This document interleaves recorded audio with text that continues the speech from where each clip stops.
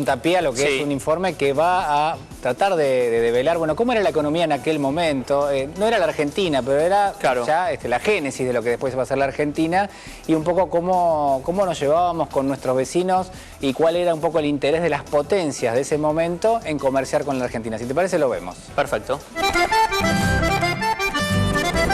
A casi 200 años de la Declaración de la Independencia, vamos a ver cómo eran las variables económicas de entonces. PBI, consumo y las costumbres de la época desde aquel 9 de julio de 1816 hasta hoy. Espiemos un poco cómo eran las cosas por aquel entonces. Por supuesto, en aquel entonces no tenían las formas que tenemos hoy para medir lo que era la actividad económica ni el estándar de vida, pero sí lo que tenemos es el dato del PBI per cápita, uno de los más relevantes, por cierto, para tratar de saber cómo vivían aquellas personas. Por ejemplo, que allá, por 1816, prácticamente el PBI per cápita era de unos $1.000, al equivalente de hoy, versus los $13.000 que hoy mide la CEPAL para la República Argentina. Una diferencia importante, de los 1.000 a los $13.000. También hay otros datos que hay que tener en cuenta. Por ejemplo, el 90% de la gente vivía en zonas rurales y solo el 10% en las ciudades, mientras que en la actualidad totalmente a la inversa, ¿no? 90% vive en las ciudades y solo el 10% restante vive en lo que es la zona rural.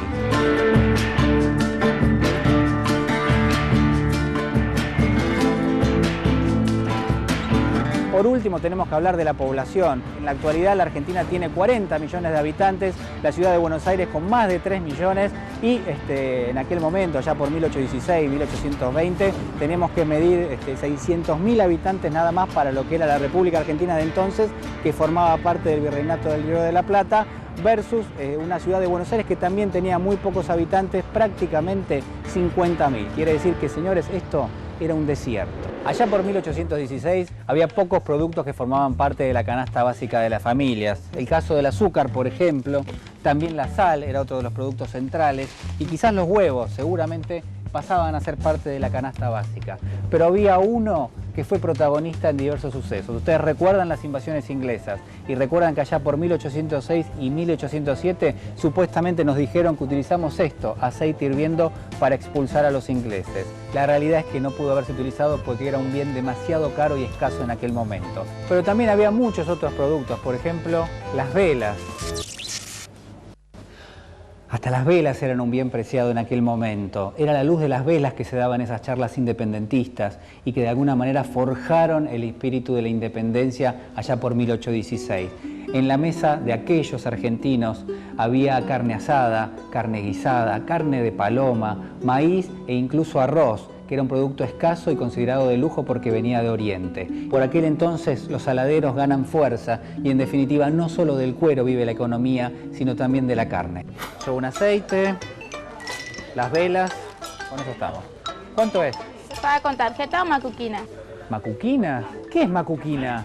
La macuquina era esa moneda que se utilizaba ya por 1816, cuya característica principal era que todas las monedas eran distintas. ¿Por qué? Porque estaban acuñadas a golpes de martillo, lo que hacía que tuviera distintas formas, pero siempre irregulares, siempre distintas. Por eso a lo largo del tiempo se sucedieron distintas monedas. Hubo 6 signos monetarios hasta el momento de la actualidad.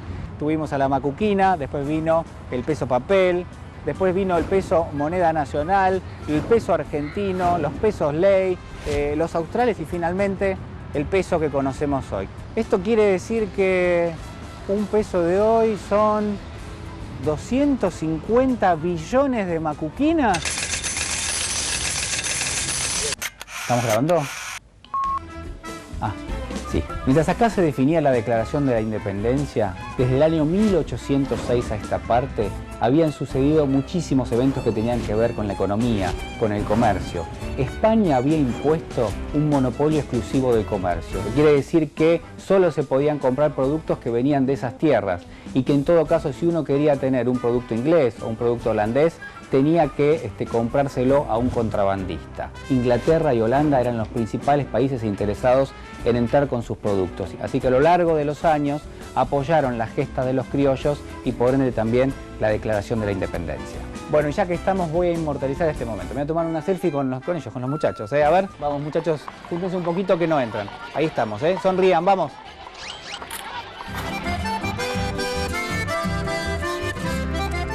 Si te gustó este video, podés volver a verlo en youtube.com/C5N. También puedes hacerme tus consultas y comentarios por Twitter en @C5N. Y si querés compartir este video, puedes hacerlo a través de facebook.com/C5N.noticias.